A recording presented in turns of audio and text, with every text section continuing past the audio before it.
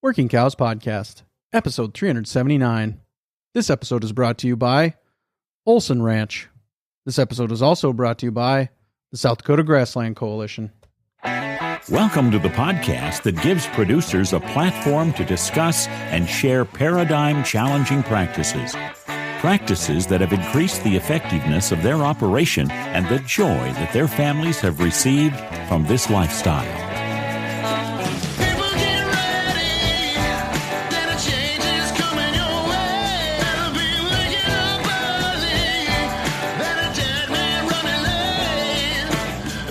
Howdy, everybody. This is Clay Connery, host of the Working Cows Podcast, recorded exclusively in the Understanding Ag Studios.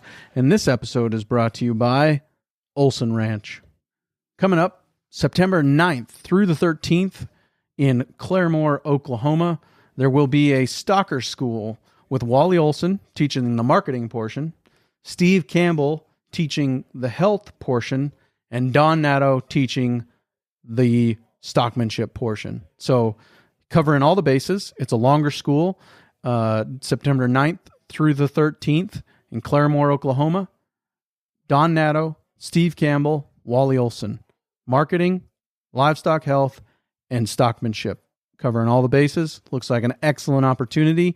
Of course, Wally's schools always include some learning on all of these issues, but you're going to have other instructors there specifically talking about the health and the stockmanship. And then Wally's going to talk about knowing and understanding yourself, understanding how to figure your cost to carry, how to find overvalued and undervalued animals, how to determine the relationships between classes of animals, how to sell, how to buy, where to sell, where to buy, the intrinsic value of a cow depreciation, all of these things are going to be on the table at the school, and many more, and a unique opportunity, first ever as I understand it, with Wally, Steve, and Don all together teaching the marketing, the livestock health, and the stockmanship. And if you want to get registered for that, you can head over to olsonranchllc.com or check out the show notes page for today, workingcows.net/379. Workingcows.net/379 is the show notes page for today. And you can find links to olsonranchllc.com there and get registered for this school coming up September 9th through the 13th in Claremore, Oklahoma. Very good opportunity there. Really appreciate Wally and his support for the Working Cows podcast. Today, I am excited to share with you a discussion that I had with Lane, Hale, and Justin Rader of 100th Meridian Ranching. We talked to them last week on the podcast about their recovery from the fire that ripped through the panhandle of Texas and western Oklahoma, and just about their recovery from that and some of the lessons they learned. So go back and check that out if you missed it. But this time we're going to talk about the bull leasing program that they have there at 100th Meridian Ranching. And we talked to them about this a long time ago, but the business has grown since then. It's matured some. It's got some different things that they're offering now and opportunities that they're offering now. And so just wanted to give them an opportunity, kind of share an update on the business of bull leasing at 100th Meridian Ranching. So Justin, Lane, thanks for joining me again on the Working Cows podcast. Welcome back. Yeah, you bet, Clay.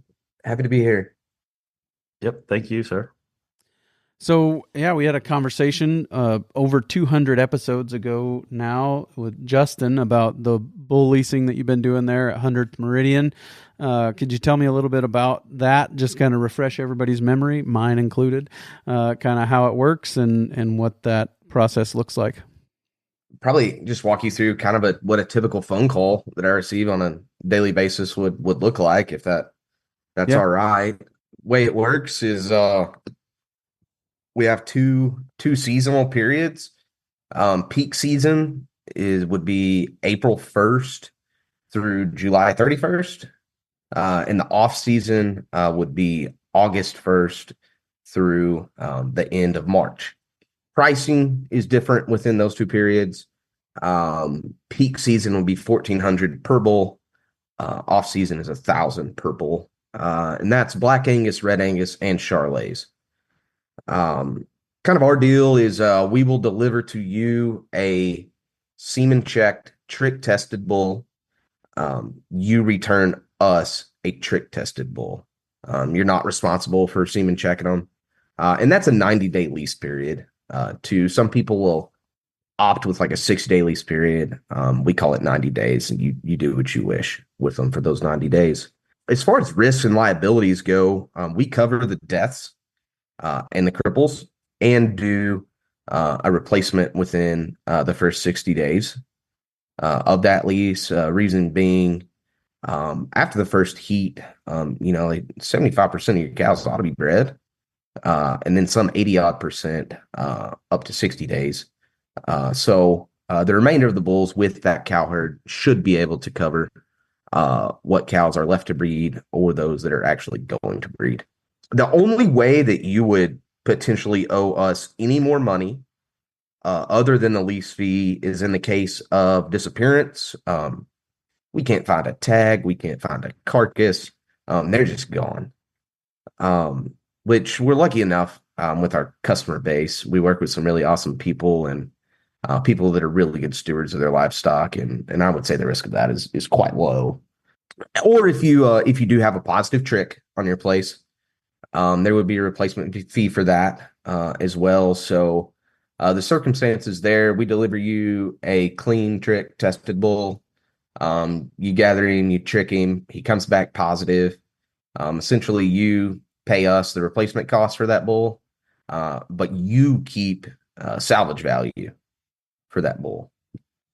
So you are still getting some return on that. It's not just a complete goose egg on your end. A lot of what I do is managing expectations within our customers. We take pride in delivering what we consider range ready, pretty tough bulls. They're strong and they're survivors. Probably what differentiates us from others is, we're hard on them. We make them go out, they graze. We implement a cell grazing, rotational grazing type system here, and really minimal input as far as supplementation goes. We cull pretty hard. Justin probably gets frustrated with me because I'm kind of cull happy sometimes. If they're a little scroungy looking and we don't really say, hey man, I don't know if I want to stand behind that one. Well, hey, they're probably going to move on, if they give us a bad look, a lot of times they get 2 strikes, but if they get goofy, they're gone. We can't have that, and fertility is another thing. We're fortunate to work with Dr. Doug Crouch and Dr. Heath Hayden here in Canadian, too, are really good cattle vets, and I think they do a really good job as far as semen testing those bulls, and we're able to keep documentation. Kind of a 2-strike deal for us. I'll give you a pass the first time if you're marginal or below, but that second time around, it doesn't make us money and it doesn't make you money. So we want to make sure that we're promoting cattle that can go out, travel, breed cows, survive, and stay fertile in a variety of conditions, and we really need a lot of versatility in these cattle too. And that's another reason that we're pretty hard on them, just because we service such a wide region in all seasons. We've got cattle right now going anywhere from southern Montana all the way down to Brownsville, Texas, which is the very, very south tip of Texas, Missouri to the east, and western New Mexico and western Colorado. So that's a pretty big swath and a whole lot of different terrain and environment in between. So those things got to be able to get out and hustle and do things. And in our experience, I would love to bring in Clay. I'd love to unload a trailer and have a load of bulls that have an inch of back fat and look like absolute stallions, right? That's what we all want. But the phone call that I don't want to get is, Wayne, these bulls they're sitting under a shade tree and they're panting and they won't go breed my cows. Or, man, these things are going downhill. Something's wrong with them, So I think we we try to approach it with a very realistic view of what these things jobs are and what they're supposed to be accomplishing for us. Yeah, I have some experience leasing from 100th Meridian, and it was great. It was fun. I drove down to Nebraska, and I backed my trailer up to Derek Schwanebeck's trailer, and that bull ran off of his trailer onto mine, and I drove home and I unloaded that bull, and I was I was blown away. Actually, one of the best bulls I've ever seen physically in my life. He was just really good looking, low input kind of critter. Had checked all the bondsman boxes I knew of at the time, anyways. And that was in the middle of August. We unloaded him, and I mean, he'd been on a long car ride. It's 775 miles by my calculations from my house to yours, and so that was coming off of the trailer looking like that and going right to work. It was cool. So I appreciated that. Are there limits as far as size, number of head you'll send? Is there a lower limit, an upper limit? Is there range limits as far as how far you'll send them? Is Lane delivering every bull himself? How does that work? Yeah, great question. We do have a 2 bull minimum, just for logistics purposes, mainly just animal husbandry, just as far as traveling in pairs, companion animals go. As far as distances, I don't know that we have any set parameters. If you're a good ways off, um, I might ask for a little forgiveness, by a week or two, just in case I can catch a load going that way or coming back, or just to be efficient for everybody, But as far as maximum goes, that really comes down to the seasonal booking. The earlier you book, the better. If you call me a week before you want to turn bulls out, man, it's a long shot, and that does happen. And I understand people get in a bind, they weren't planning on needing the bull. I get it. We start, like this year, we started booking in January and February, for May and June turnouts. That seems like a long way away. And that takes a lot of trust in our operation too, from a consumer's perspective, just to, man, I don't even have calves on the ground yet. And you're wanting me to book bulls for next year. So that is a big leap, and we understand that. But as far as those big orders go, probably the biggest we're doing right now is the 20 to 30 range. There's not a ton of them in that range, but planning ahead is the biggest thing on the big orders. Sure. What about species you've got available? What's available for critters I can lease? So far, we're just all bovine, but Lane's got some pretty awesome border collies that he might, I don't know if that's by the hour on a dog kind of deal, or if it's by the season. But so far, we are all just bovines. And colors of bovine? Black, red, and white. Okay. And red or Angus, right? Correct. Yep. Gotcha. That was my question. Gotcha. You said species. I did. I'm sorry. Boy, howdy! I didn't know what we were doing. This is a rabbit hole I was not prepared for. You're not doing ostrich yet? No emu breeding. Not yet. Justin's talked about maybe slipping some ovines into the rotation though, and that's got me pretty excited. What about gene pools? Like, where are these cattle coming from? What are they names that people are going to know as far as the source of these? What are they? Yeah, that's one of our goals. That's a big question for a lot of people is what am I getting? And so we kind of classify them into higher input, growthier type bulls, more middle of the road, kind of maternal, possibly maker bulls, and then low input type of bulls. So when everybody's following a brand of some kind, so when you think of our goal is when you think of a high input kind of thing, we've got a bull from that this related in the same blood, similar bloodlines to that high input kind of operator. When you think of a low input operator, we've got similar bloodlines that are tied into that low input crowd of population of bulls because they are night and day difference. They're basically three different beasts. And a lot of our bulls in that lower input are also heifer bulls. So low input, and so we are fortunate because we get to see the bulls and see so many calf crops out of them. Where I think if we were saying, hey, this is a heifer bull and it's not, we'd have lots of angry phone calls. So far, we've had no angry phone calls. I'm not saying that people would never pull a calf out of our heifer bulls. We bred some and we pulled some heifers, this year. It was an acceptable percentage of our heifers, I think 5%, and we can live with that. So none of these are magic, the high input, the low input, the medium. But I think they are pretty well classified in that type. That's the EPD, right? Expected progeny difference. There's going to be some outliers. Sometimes, two critters are going to get together and not match that EPD. You never know. Yeah. Yes. So in general, it's one of the challenges is like getting a cow-calf producer just sort of set a target. Hey, I'm chasing pounds. I want to keep heifers out of these bulls. These are going on virgin heifers themselves. To say that helps us understand what product to deliver to them a little better as far as a type of bull. Now, like on our Charolais bulls, I'd say those are one type. Those are not heifer bulls. Those are not small makers. Those are putting on pounds kind of bulls. Mm-hmm. In our blacks and our red Angus, they're more of those types that we can pick from. And if somebody says, I need, two heifer bulls and two terminal type of bulls, we probably have them.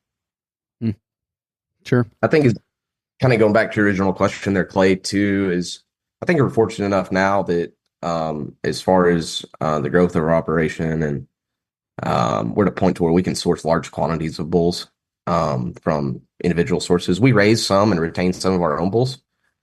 We've been able to use them long enough and really know which ones we trust and which ones we want to stand behind. But as far as sourcing outside cattle, we're able to gather up big enough groups that we can get a really good sampling on what those genetics are and what they do and how they hold up and last. And I think that helps us as far as just knowing what we're delivering and avoiding empty promises, if you will. Sure. Do all of the bulls live there 100% of the time they're not being used, live at your place? Correct. And that, like you said, that I don't want people to miss that nugget about basically gentle bulls, you guys are not, if they look at you cross-eyed, they might get 2 strikes, but they're not going to stick around if they're headhunters, right? Yes. We have kids, we got, and we are walking through the pen sometimes. We don't pay attention. And not just for us, but like for a customer, we don't know if we're taking them to a 90-year-old guy who's on his last calf crop that maybe has one leg that can't hop as fast as he should, or if we're talking to a super puncher who can handle any kind of bull in the world, we just need him to fit everybody. So gentle is the thing, and we just don't have much tolerance for anything else. Yep. Very good. So how did you land on the price? How'd you get there? What kind of math went into determining that? Yeah. So on our pricing, we have our peak season. We don't have enough. There's more demand than supply in that peak season. I hate turning down people, but sometimes we're just out of bulls. And so for our off season, that's one of our problems that a customer helps us with a lot is, say, a fall calver or a May calver. Those are the guys that we're looking for. So we're cheaper there at $1,000 as opposed to the $1,400 for peak season. But we wanted to make it as reasonable as possible, where we are helping people be profitable, not taking money out of their pocket. And so kind of like just to explain our pricing a little bit, I'm a spreadsheet nut and I'm an efficiency nut. So I do crazy things like calculate my gas mileage if my feeder box is half full versus all the way full. That's how extreme I can take this efficiency thing. So I make a spreadsheet of what it really cost me to own a bull. When I start adding that up, it's shocking. So, I used to think, okay, it cost us, this was 10 years ago, it cost us $800 to own a bull. I'm updating that spreadsheet every year. We updated it recently, I think the real figure by the time you buy an average price American Angus bull sold in 2023, you own that thing for 4.5 years. You're realistic with your grass, your vet, your deads, your depreciation, your interest, some cripples, and you cull them. Even though cull bulls are high now, it's going to cost you over $2,000 a year to own that rascal for 4.5 years, which sounds insane to say a number like that, but that's just what it adds up to. So that's part of how we priced it as well. We wanted to be cheaper than owning a bull. Um, those things are around 12 months of the year. You've got to look at them, you got to handle them. When they're leased, they're only around 3 months a year. And it's sort of like your in-laws, not my in-laws, but somebody else's in-laws. You're glad to see them come, but you're kind of glad to see them leave too. My dad's been saying for years that the best way to make money in the livestock industry would be to figure out a way to put bulls to sleep for 9 months out of the year. If you could just give them a shot and they'd take a nap for 9 months and then wake up. Well, here comes 100th Meridian Ranching right there. They got the shot. Watch it. Part of that thing too was, before this, we were in a model of just cow-calf production. And I started to question, like, am I really helping my customer? At the time we were selling our calves at the sale barn, I didn't even know the person's name who was buying our calf. And then I started thinking, how can we, develop a product that solves a problem for somebody? And so we start kicking around the bulls. And then how can we really serve that customer and solve multiple problems for them? And so that's part of the deal, and that's part of the way we price it too. Is like we hope we're solving an actual economic problem for you by leasing them cheaper than you can own them. We hope we're solving a cash flow problem by also, you only have a $1,400 layout instead of $7,000 layout. That helps on cash flow. I don't know. There's lots of projects to spend money on a ranch. Cash flow is probably better. Some of them are better returns than other. And so the other part of that is by getting rid of the things, you can run 5% more cows. That helps, so thinking about like Robert Kiyosaki, how he defines like an asset versus a liability, where a liability is something that takes money out of your pocket and an asset is something that puts money in your pocket. If I'm a ranch manager and I'm trying to maximize assets, I want to be running as many cows as possible. I think all those economic studies show stocking rate is as important, or maybe more important than fertility. Let's get our stocking rate right first. And so by getting rid of the bulls, running 5% more cows that are making you money, and cutting the dead wood of the bulls that are costing you money, those things, they cost a lot. They break your stuff, they break each other, and they're just a nuisance. So I think you can make a pretty good argument on Kiyosaki's definition that these bulls are a liability, probably. And I get it; they're a necessary, part of cow-calf production, but they take money out of your pocket. So running those 5% more cows is not even factored into like our pricing thing. It's just a bonus to kind of help chip away at our lease price. All that stuff kind of adds up to get you closer to profitability faster. And if it's truly helping our customers, I believe in it and I can get behind it. And I think we've got stories and customers that were like, they're turning into friends, and helping people is a big part of why we're here. Yeah, for sure. I like it. What are some of the things that maybe would tell somebody,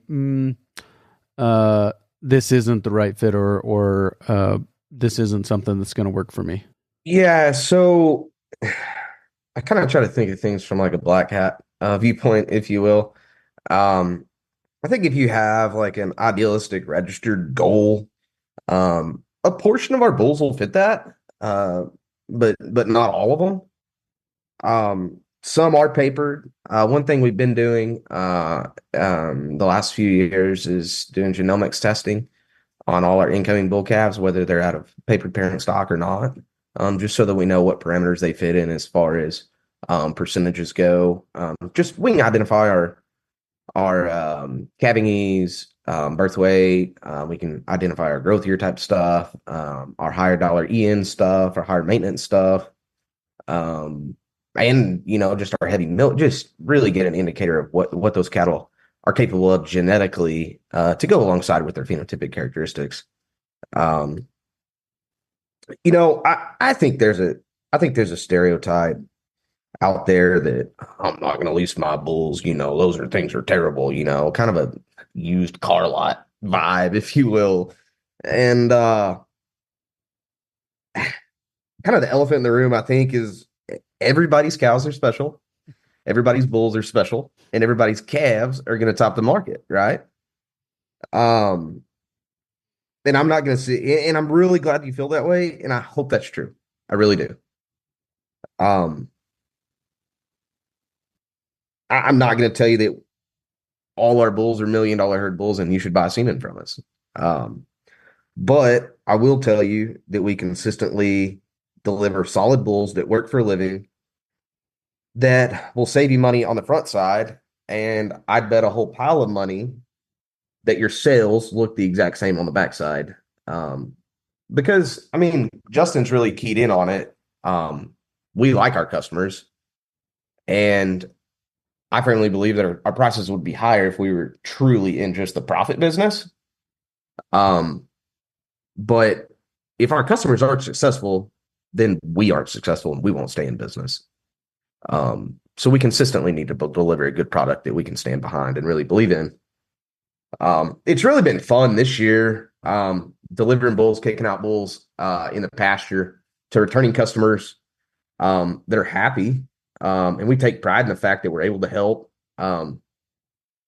We don't live in the world of happy cows and clover meadows in every valley, and we live in the world of helping fellow farmers and ranchers turn a profit that is beneficial to their family's future.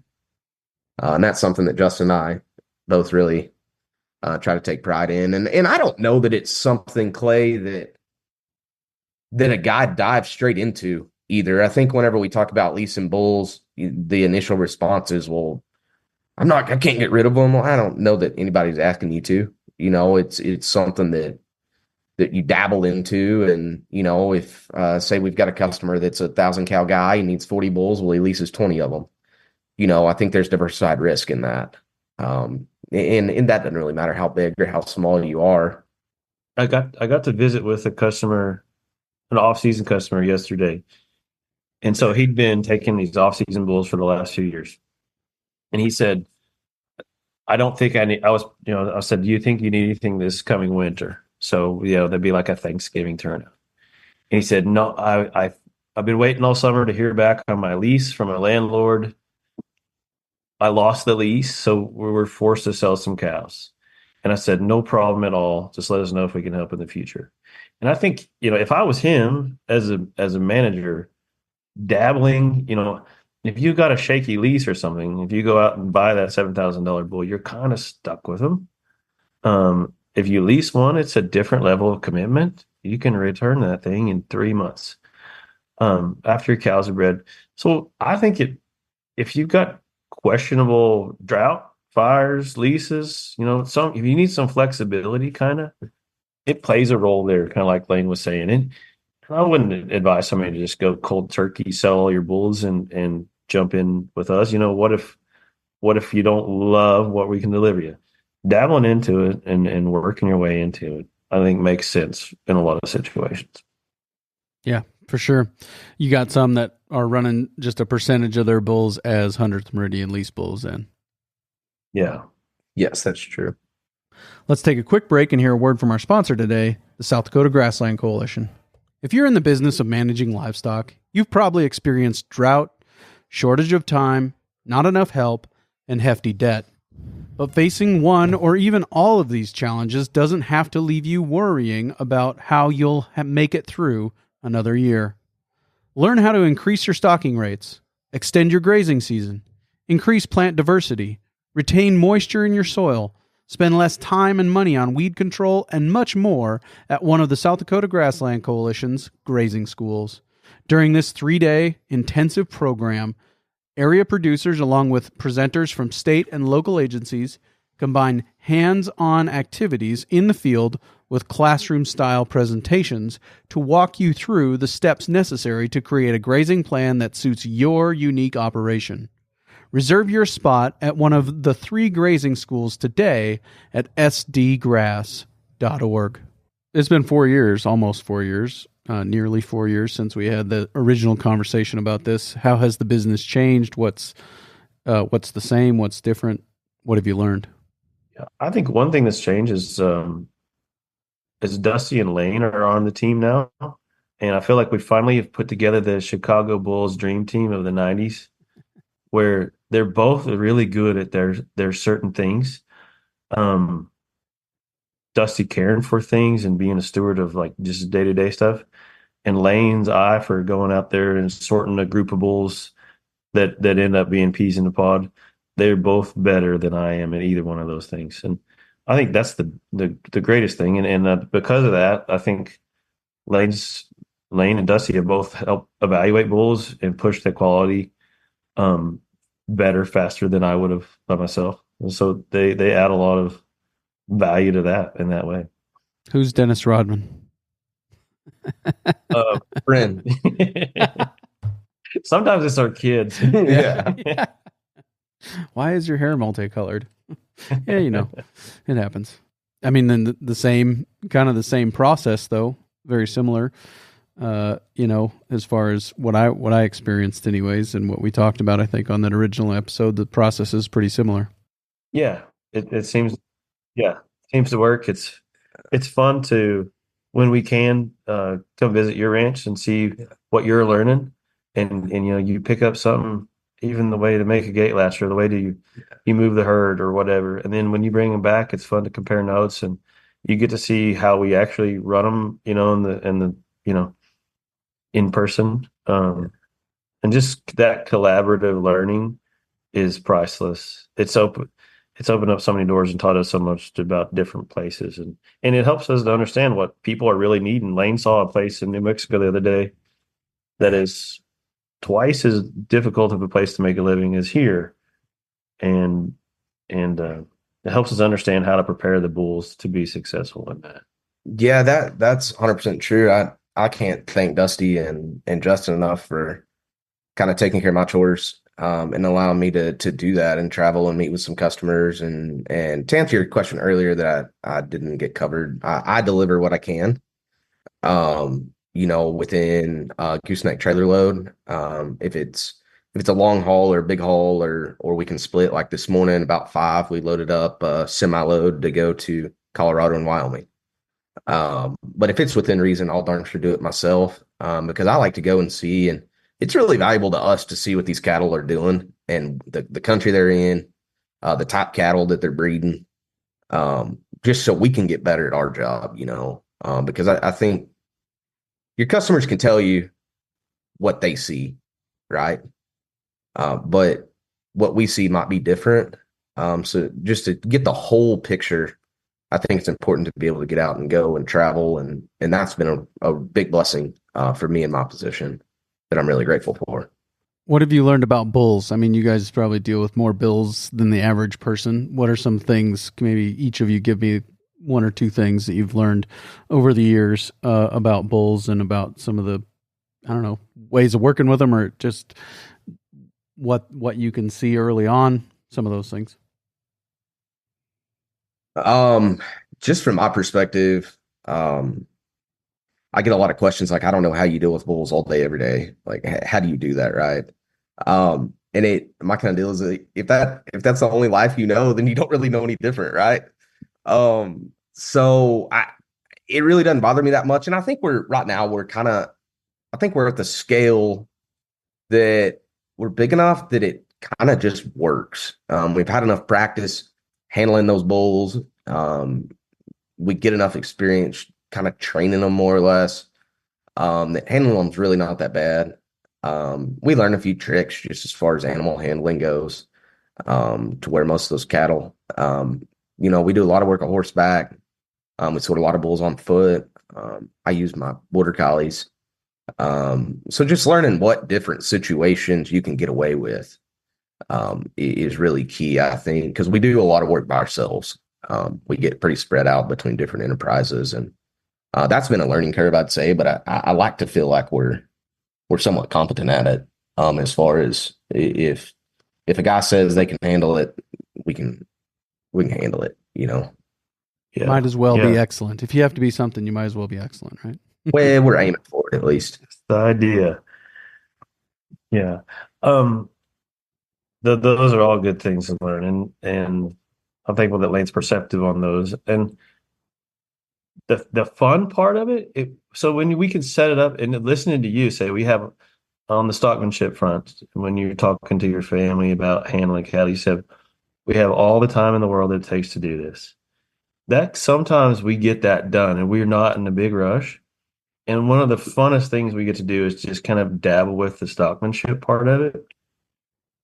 And so, like yesterday, we had a bull that actually got on a neighbor, and we got him back in our pasture. So he's already been pulled down the fence a little bit and tucked into the fence by my feed wagon. But we go back to get him on horseback, and in a single bull, even our most gentle bull, when they're single, they get a little goofy. Sometimes they can. And so this bull is just middle of the road as far as disposition.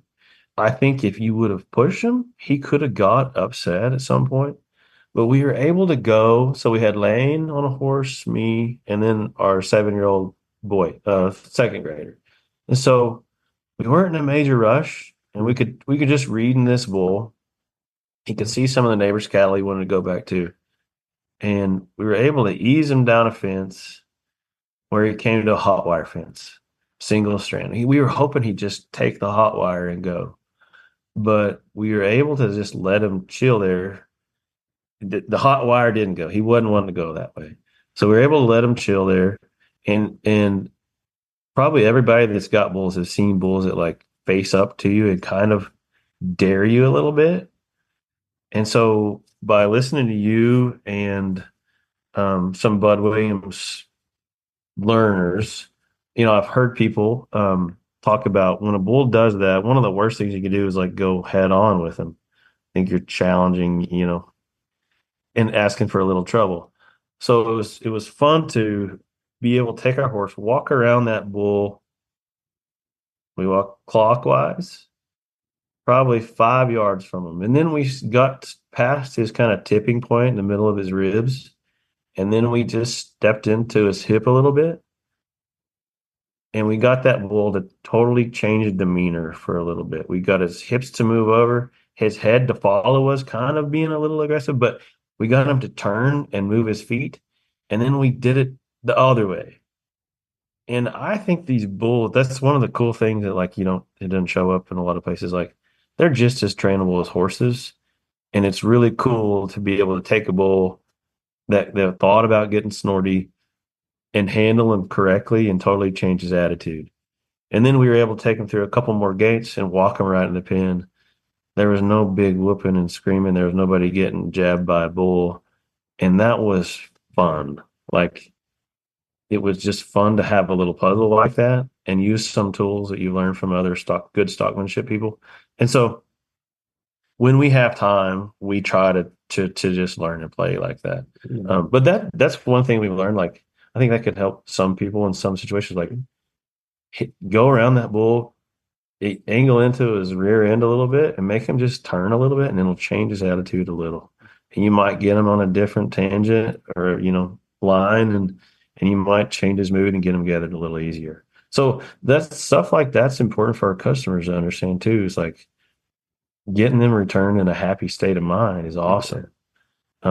When they're a little worked up, just by being hauled, and everything gets worked up being hauled, but it's beneficial to work those things around and just make them look at you from both eyes, maybe step over their legs like the good horse guys do, and pay attention a little bit, and to do the release pressure stuff, and just have it be a good experience. So credit where credit is due. It is my wife who always reminds me that we have all day to get this done. So Probably another deal as far as just animal behavior goes is just repopulating bulls. We've kind of got a little bit of a Ferris wheel going on around here, and Um, learning how to repopulate those things and how to set that situation up to where we're not dealing with cripples all the time. And, just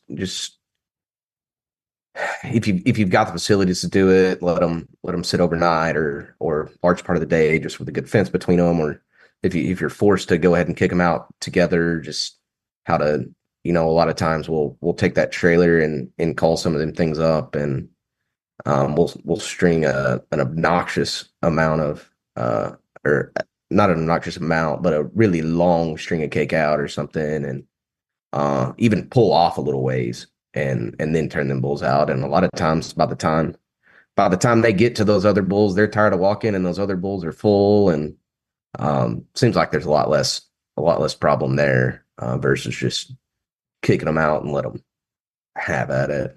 Um, Yeah.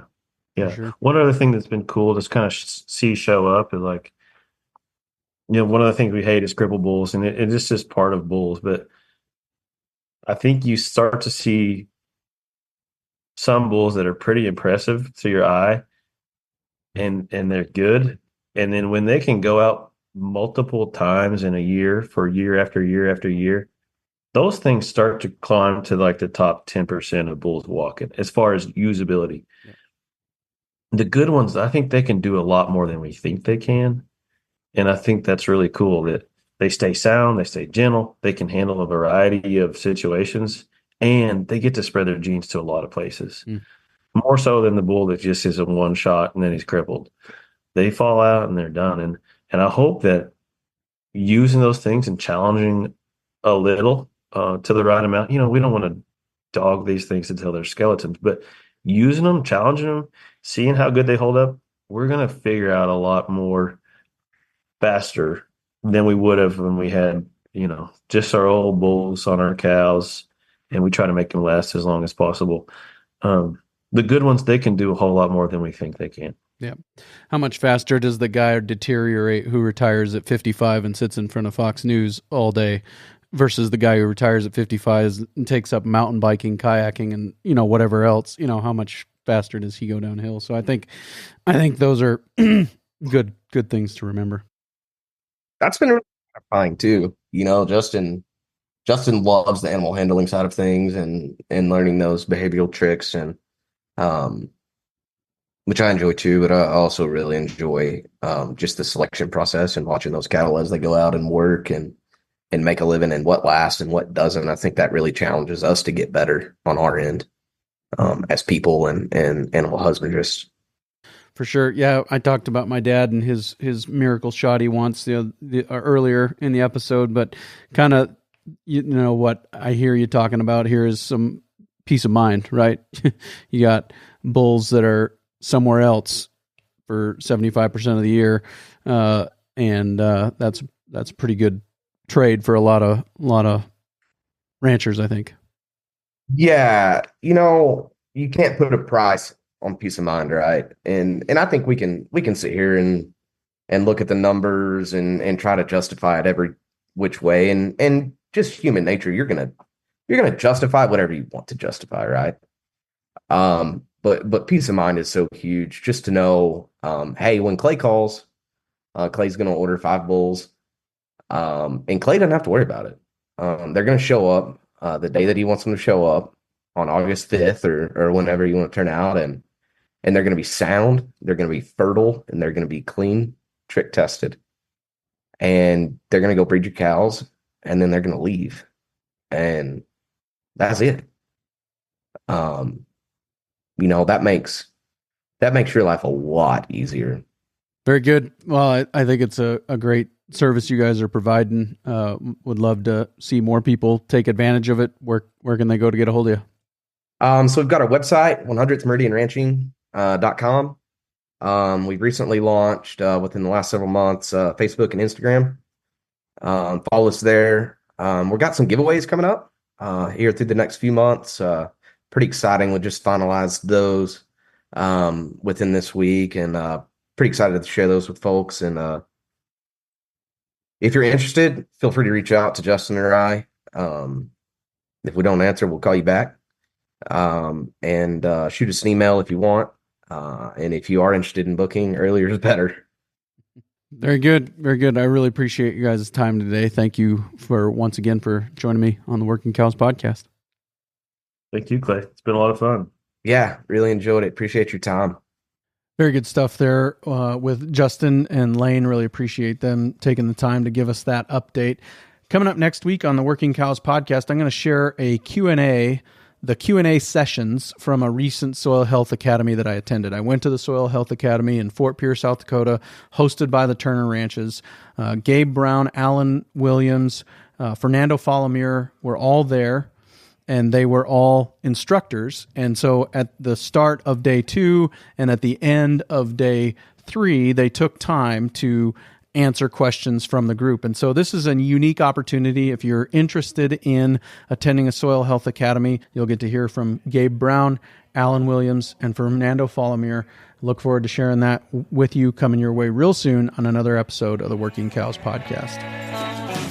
We invite you to visit workingcows.net to subscribe to the show via iTunes or Stitcher. You'll also find detailed show notes pages, resources from our guests, and the industry leaders who have influenced them. For more ideas on putting your cows to work for you in a more profitable way, tune in next week.